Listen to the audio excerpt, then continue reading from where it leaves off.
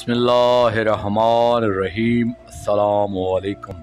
मैं हूं आपका भाई अब्बास हमदानी। आप देख रहे हैं जाफरियात टीवी। आज का हमारा मौजू है काफिला तस्लीम और रज़ा का सफ़र जहनिया मूसल खोलान। दोस्तों, कल की मजलिस में मैंने आपको बताया था कि काफिला तस्लीम और रज़ा ने मुखालफत के ख़तरा के पेश नज़र जहनिया से वापस मुड़कर एक वीरान मकाम पर क़याम किया था। आज अपने कारवान बयान को आगे बढ़ाते हुए अर्ज़ कर रहा हूँ कि 28 सफ़र 61 हिजरी 26 नवंबर 680 ईस्वी जुमरात की सुबह ज़ालिमीन का लश्कर जहनिया से आगे रवाना हुआ। यहाँ से इन मलाईन ने मूसल की तरफ रुख किया। मूसल इस मकाम से ज़्यादा दूर नहीं था, यानी यहाँ से उन्होंने सिर्फ 35 किलोमीटर सफ़र करना था, जो तकरीबन 3 या 3.5 घंटे का सफ़र था। इसलिए ये मलाईन कबल अज़ दोपहर मूसल जा पहुँचे। इनका प्रोग्राम ये था कि इस शहर में 2-3 दिन क़याम करेंगे, क्योंकि ये एक मरकज़ी शहर था और यहाँ तमाम सहूलियात भी मुयस्सर थीं। यहाँ मूसल के बारे में आपको आगाही देना ज़रूरी समझता हूँ। तमाम साहिबान कुतब मसालक ये लिखते हैं कि मूसल से बगदाद तक का जो रास्ता था, इसमें थोड़े थोड़े फासले पर फनादक यानी कारवान सराय, मताशे यानी शबबाशी की सराय मौजूद थे। मूसल शहर दरियाए दजला के मगरबी किनारे पर आबाद था। ये शहर निसफ दायरे की शक्ल में बना हुआ था। यहाँ कसीर तादाद में शफाखाने और हमाम वगैरह थे। उस ज़माने का ये एक तरक्की याफ्ता शहर था। यहाँ एक शाही किला भी था जो नहर ज़ुबैदा के किनारे वाक़या था। पहले ये नहर हुकूमत ईरान ने कबल अज़ इस्लाम खुदवाई थी, मगर बाद अज़ां ये बरसाती और दरियाई मिट्टी से भर जाने की वजह से बंद हो गई थी और दोबारा इसे हारून रशीद मलाउन की बीवी ज़ुबैदा खातून ने साफ़ करवा के जारी किया था। इसी वजह से इस नहर का नाम नहर ज़ुबैदा रखा गया था। ये बात अब किसी को मालूम नहीं है कि ईरानी हुकूमत ने इस नहर का क्या नाम रखा था। दरअसल ये नहर एक पहाड़ी बरसाती नाला थी, जिसका पानी शहर के किला में से होता हुआ दरियाए दजला में आकर गिरता था। जिस तरह हमारे मुल्क के मुख्तलिफ शहरों में जुमा बाजार या इतवार बाजार लगता है, इसी तरह मूसल में बुध बाजार लगता था, जिसे वो लोग सोकल अरबा कहा करते थे। या यूं समझ लें कि बुध के दिन यहाँ मंडी लगती थी, जिसमें अतराफ़ व जवानब से लोग आकर अशियाए ज़रूरत की खरीदो फरोख्त किया करते थे। इस शहर में उस वक्त जो मसाजिद थीं वो ज़्यादा वसी नहीं थीं। यहाँ पहली जामे मस्जिद मोहम्मद बिन मरवान बिन मोहम्मद मलाउन ने बनवाई थी। मूसल के हाकम का दरबार पहले किला के अंदर मुनक्कद हुआ करता था, मगर बाद में जब खिलाफत की बंदर बांट हुई तो मोहम्मद बिन मरवान बिन मोहम्मद उमवी मलाउन ने अपना कसर खिलाफत शहर से 28 किलोमीटर दूर दरियाए दजला के मगरबी किनारे पर तामीर कराया था। ये कसर इतना बुलंद बाला था कि महल पर खड़े होकर नैनवा के मकाम का नज़ारा किया जा सकता था। इस शहर की आबादी दरियाए दजला के किनारे के साथ साथ फैली हुई थी। शहर की फसील में जा बजा बुर्ज बनाए गए थे और इस शहर से बाहर बहुत सी मुल्हका बस्तियां भी आबाद थीं। इस शहर का एक बाजार कैसारिया बहुत मशहूर था, जो किसी रोज़ भी बंद नहीं होता था।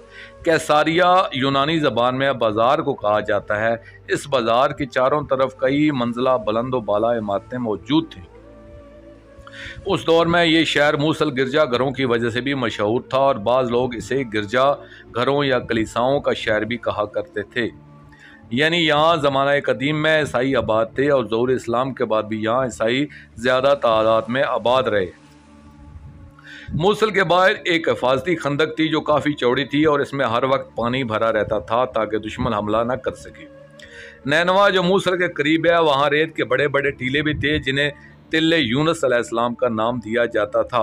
और नैनवा में हज़रत यूनुस अलैहिस्सलाम के नाम का एक चश्मा भी था और इस चश्मे के साथ एक तौबा का टीला भी था, जिस पर कौम यूनुस अलैहिस्सलाम के आलम जनाब रोबील के कहने पर तमाम कौम ने तौबा की थी। उस वक्त तो वहाँ ये सब कुछ मौजूद था। अब मालूम नहीं कि वहाँ की मौजूदा कैफियत क्या है। जिस तरह कदीम शहर दिल्ली की फसील दोहरी है, इसी तरह इस शहर की फसील भी दोहरी थी। यानी पहले शहर छोटा था तो इस वक्त एक ही फसील बनाई गई थी। फिर आबादी में इजाफा की वजह से लोगों को फसील से बाहर घर आबाद करना पड़े, तो फिर इन घरों के बाहर दूसरी फसील तामीर की गई थी, जिसका मुकम्मल दौर 10 किलोमीटर था। जब काफिला तस्लीम और रज़ा मूसल पहुंचा तो इस वक्त हाकिम मूसल अमादुद्दौला था, जो एक शरीफ ख़ानदान में से था और बहुत ही मुनसब मिजाज हुक्मरान था। जब शामी लश्कर मूसल के करीब पहुंचा तो उन्होंने हस्ब मामूल अपना ख़ात और कासद हाकिम मूसल के पास भेजा कि हम आपके मेहमान बनकर आपके शहर पहुंचने वाले हैं, आप लोग हमारे खुर्दनोश और रिहाइश वगैरह का इंतज़ाम करें। जब ये पैगाम हाकिम मूसल अमादुद्दौला को मिला तो इसने सारे शहर के अशराफ और कबाइल के बड़े सरदारों को अपने दरबार में तलब किया और इन्हें कुछ छुपाए बगैर हकीकत अहवाल से आगाह करते हुए बताया कि ये ज़ालिमीन फ़र्जंद रसूल सल्लल्लाहु अलैहि वसल्लम के कातिल हैं और शहदाए करबला अलैहिम्मस्सलातु वस्सलाम के साराए अतर अपने साथ शाम ले जा रहे हैं और इनके साथ पर्दादारान तौहीद और रसालत सल्लवातुल्लाह अलैहिन भी हैं। अब आप लोग मुझे मशवरा दें कि हमें क्या करना चाहिए, इनको शहर में दाखिल होने दिया जाए या रोक दिया जाए। यहाँ के तमाम सरदारों ने मुत्तफ़िक़ा फ़ैसला किया कि हम लोग किसी के ज़र ख़रीद ग़ुलाम तो हैं नहीं, ना मुआविया मलऊन के और ना ही इसके मलऊन बेटे यजीद के, बल्कि हम अपनी ज़ात में आज़ाद हैं और आप हमारे हाकिम हैं। इसी वजह से हम आप ही के हुक्म के पाबंद हैं। आप सबसे पहले हमें अपनी राय से आगाह करें। हाकिम मूसल अमादुद्दौला ने कहा कि अगर तुम सब मेरी राय जानना चाहते हो तो मैं अपना फ़ैसला सुनाने के बजाय आपको अल्लाह ताला का हुक्म सुनाना चाहता हूँ। हुक्म खुदाबंदी है कि ला तरकनवा अलल ज़ीना ज़ालिमू, ज़ालिमीन की नुसरत करना भी अज़ाब खुदाबंदी को दावत देने के मुतरादिफ है। और इससे बड़ा जुल्म और क्या हो सकता है कि ये ज़ालिमीन हमारे रसूल सल्लल्लाहु अलैहि वसल्लम का घर अतर उजाड़ कर आ रहे हैं। मेरा मशवरा तो यही है कि इन मलाइन को अपने शहर में दाखिल ना होने दिया जाए, मगर हमारे पाक रसूल सल्लल्लाहु अलैहि वसल्लम का ये फरमान भी है कि मेहमान की इज़्ज़त करो, चाहे वो काफिर मुशरिक ही क्यों ना हो। इन मलाइन ने अपने ख़त में ये लिखा है कि हम आपके मेहमान बनकर आ रहे हैं, इसलिए इन्हें यह कह दिया जाए कि तुम लोग अपने गंदे किरदार की वजह से हमारे शहर में दाखिल नहीं हो सकते। अलबत्ता तुम लोगों ने ख़त में मेहमान बनकर आने को कहा है, तो इसलिए हम तुम्हारे काफिला के खाने पीने का सामान शहर के बाहर भिजवा देंगे, वहीं ज़ाहिर मार कर लेना, लेकिन तुम्हें शहर में दाखिल होने की इजाज़त कतन नहीं दी जाएगी। यह फैसला सुनकर तमाम सरदारों ने कहा, अल्लाह ताला आपका भला करे, आप हमारे किस कदर मेहरबान और नसीहत करने वाले हाकिम हैं और आपकी राय सबसे बेहतर है, हम सब आपसे मुत्तफ़िक़ हैं। जब एक प्यादे ने आकर ये इतला दी कि लश्कर शहर के करीब पहुँचने वाला है तो इस वक्त हाकिम मूसल अमादुद्दौला ने अपने कई लोगों के ज़रिए खाना और दीगर सामान खुर्दनोश ज़ालिमीन की तरफ भिजवा दिया और साथ ही ये हुक्म भी दिया कि तुम लोग हमारे शहर में दाखिल होने की गलती न करना, क्योंकि एक तो यहाँ की फ़िज़ा तुम्हारे खिलाफ है, दूसरा ये कि तुम जैसे मलाइन और ज़ालिमीन का इस शहर में आना हम बिल्कुल पसंद नहीं करते। जब इन मलाइन को यह पैगाम मिला तो उन्होंने गुस्से में तमाम खाना ज़मीन पर फेंक दिया और बकवासबाजी करते हुए खोलान की बस्ती की तरफ चले गए, जो यहाँ से 5.5 किलोमीटर दूर थी। खोलान या मशहद नक्ता, खोलान का कदीम नाम मशहद नक्ता है। ये जगह मूसल से 5.5 किलोमीटर दूर थी। इन मलाइन ने खोलान की बस्ती से बाहर एक वैरान मकाम पर ख़याम नस्ब किए। इस तमाम कार्रवाई के दौरान इनका वक्त काफ़ी ज़ाया हो गया और यहाँ ख़याम नस्ब करते करते इन्हें शाम हो गई। जिस वक्त ज़ालिमीन अपने ख़याम लगा चुके तो मौला सज्जाद अलैहिस्सलाम ने भी अपने पाक पर्दादारों सल्लवातुल्लाह अलैहिन को महमलों से उतारा और इनके ख़याम ज़ालिमीन से काफ़ी दूर जाकर लगाए। इन ज़ालिमीन ने शहर मूसल में दाखिल होने से पहले ये प्रोग्राम बनाया था कि यहाँ सरहाए अतर को अमूद नूर पर उठाकर नुमाइश की जाएगी।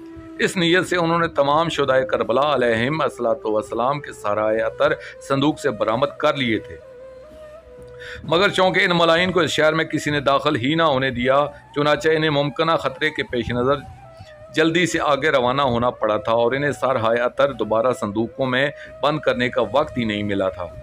फिर जब ये खोलान के करीब पहुंचकर खैमाजान होने लगे तो इन मलाइन ने मौला करीम करबला अलैहिस्सलाम का सर अतर एक गैर तराशीदा सफ़ेद पत्थर पर रख दिया और ख़ुद ख़याम नस्ब करने में मसरूफ़ हो गए। इस काम में इन्हें रात होगी और सर अतर इसी तरह पत्थर पर ही जलवा अफरोज़ रहा।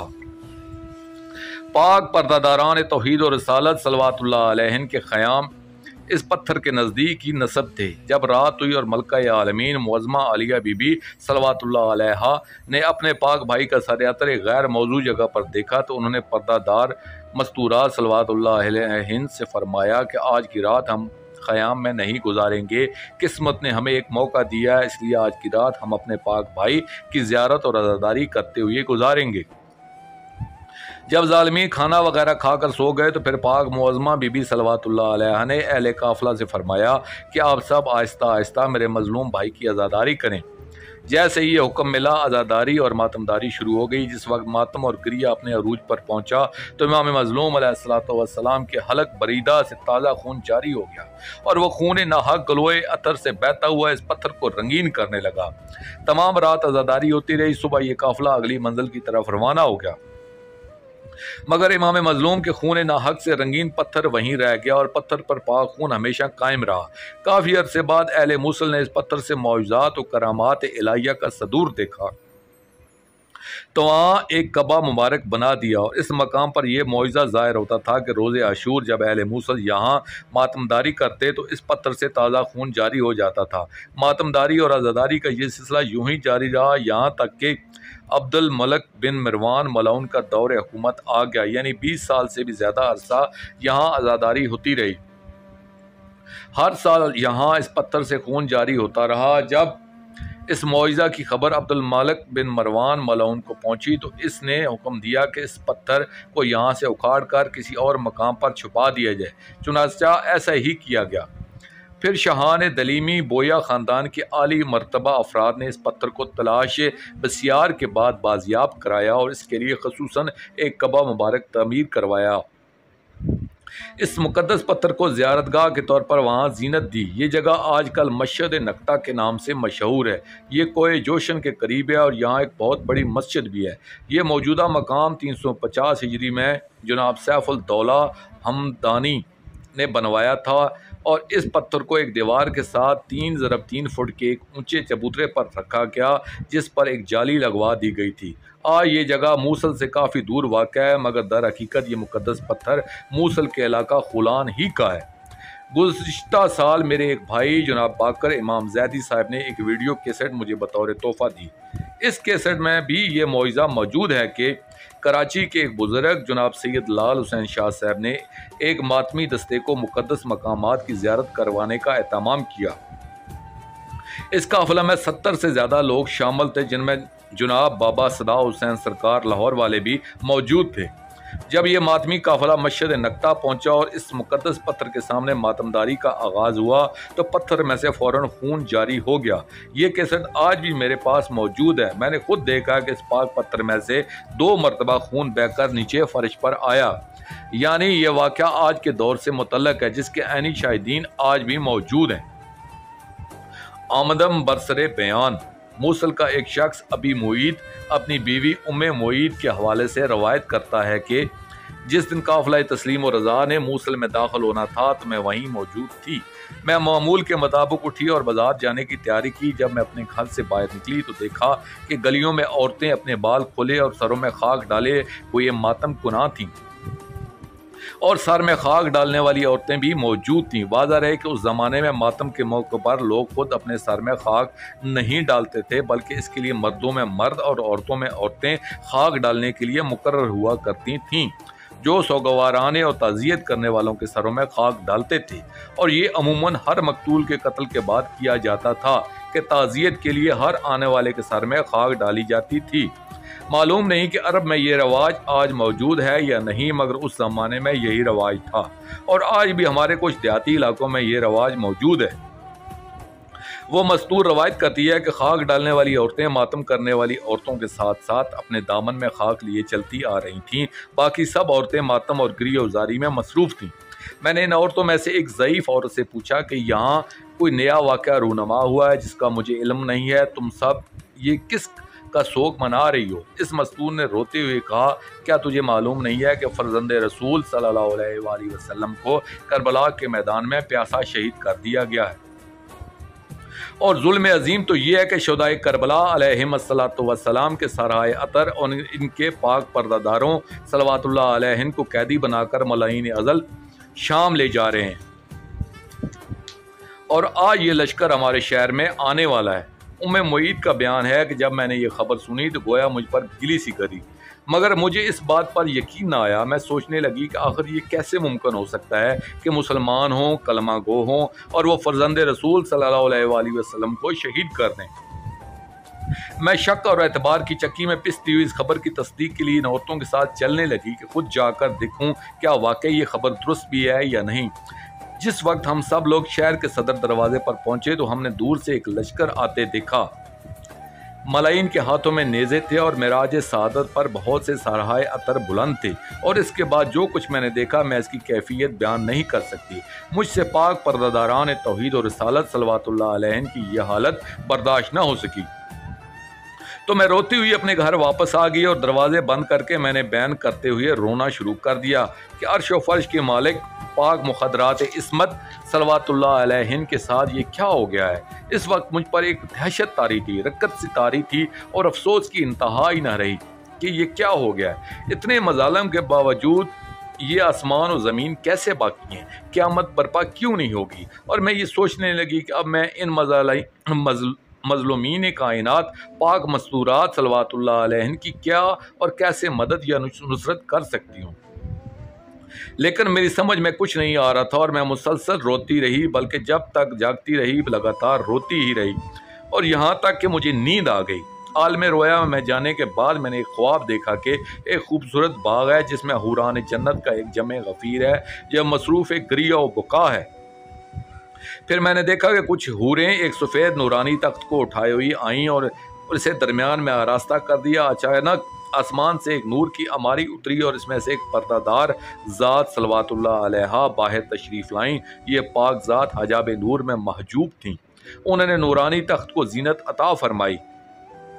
इस पाक मौज़मा कायनात बीबी सल्लल्लाहु अलैहा के दाएं कंधे पर एक सब्ज़ रंग की कमीज़ थी जो ज़हर के धब्बों से रंगीन थी और बाएं दोश मुबारक पर एक सुर्ख रंग की कमीज़ थी जो खून से तरबतर थी। और वो पाक मुअज़्ज़मा बीबी सल्लल्लाहु अलैहा इंतहाई दर्द और सोग की हालत में क्रिया करते हुए कुछ इस अंदाज में बयान फरमा रही थी। हाय मेरा मजलूम बेटे, आपकी दुखिया दुखारी माँ को हर लम्हा तड़पा रहे हैं। आपके जख्म मेरे जिगर को जख्मी कर रहे हैं। दूसरी तरफ मुसाफिर बहु बेटियों के बैन, उनके अलाम व मसाइब और उनकी पर्दादारी मुझे बेचैन किए जा रही है। उम्मे मुईद कहती है कि मैंने एक हूर से दरियाफ्त किया कि ये पाक मुअज़्ज़मा ताहिरा बीबी सल्लल्लाहु अलैहा कौन है। तो उसने जवाब दिया कि ये मलका दो जहाँ सईदतन निसाल आलमीन और जवानाने जन्नत के पाक सरदारों की पाक वालदा माइदा सल्लल्लाहु अलैहा हैं जो आज अपनी पाक बेटियों सल्लल्लाहु अलैहि के हमरा मूसल से बाहर क़याम पजीर हैं। इसी असना में उस पाक मुअज़्ज़मा बीबी सल्लल्लाहु अलैहा ने दूसरा बयान किया और फरमाने लगी कि जिस तरह दुनिया की कोई माँ दुख और मुसीबत के वक्त अपनी औलाद को अकेला नहीं छोड़ सकती, इसी तरह मैं भी अपनी बहू बेटियों के साथ सोबात सफ़र काट रही हूँ। ये उस वक्त अपने बेटों और भाइयों के कातलों के पहरे में अपनी ज़िंदगी का मुश्किल तरीन वक्त गुजार रही हैं और सबसे ज़्यादा एहसास और दुख मुझे इनके पर्दादारी का है। मेरी ततहीर कदीर परवरदा बेटियाँ कहाँ और ये गुस्ताख माहौल कहाँ। इसके बाद पाक मुअज़्ज़मा बीबी सल्लल्लाहु अलैहा ने एक हूर को हुक्म दिया कि जाओ और मेरी मजलूम बेटियों से इनके पाक भाई का सारे अतर ले आओ। ऐन उसी वक्त खुलान के करीब ईराना में पाक मुखदरात इस्मत बीबियाँ सल्लल्लाहु अलैहा ने इमाम मजलूम अलैहिस्सलाम के पाक सर के करीब आकर मातमदारी में मसरूफ़ थी। कभी मुअज़्ज़मा आलिया बीबी सल्लल्लाहु अलैहा पाक भाई का सर अतर अपनी गोद में रखकर बयान करती, कभी उम्मुल कासिम मुअज़्ज़मा बीबी सल्लल्लाहु अलैहा अपने पाक भाई का सर अतर अपनी गोद में लेकर बयान करती और किसी वक्त मासूमा बीबी सल्लल्लाहु अलैहा अपने मजलूम पाक बाबा के सर अतर को अपनी आगोश में लेकर आहिस्ता आहिस्ता बयान करती है कहीं जालिम नींद से बेदार न हो जाएं और हमसे सर अतर वापस न ले लें। इस वक्त एक हूर ने हाज़िर खिदमत होकर अर्ज किया कि आपकी पाक मुअज़्ज़मा वालदा माइदा सल्लल्लाहु अलैहा अपने मजलूम बेटे के लिए बहुत बेकरार हैं और मुश्ताक ज़ियारत हैं, इसलिए ये पाक सर अतर आप कुछ वक्त के लिए मुझे दे दें।